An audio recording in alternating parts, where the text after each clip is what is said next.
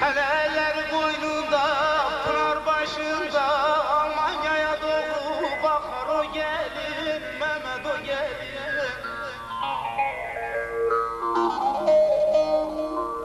Yedi çocuğu var, dördü peşinde, feleğe dişini sıkar o gelin, Mehmet o gelin, garip o gelin, o gelin.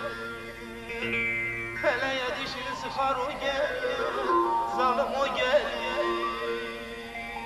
o gelin, o gelin.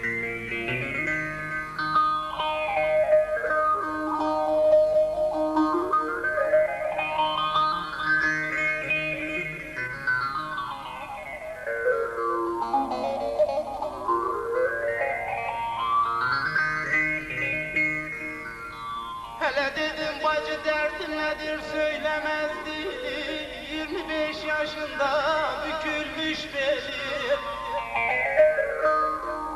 Hatıra verdiğim kirli mendili, her gün gözyaşıyla yıkar o gelin, Mehmet o gelin, eyvah o gelin. Her gün gözyaşıyla yıkar o gelin, Mehmet o gelin.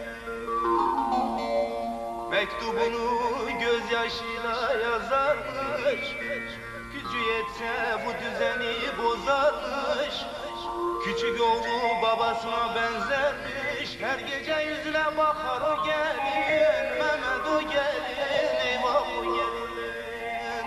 Her gece yüzüne bakar o gelin.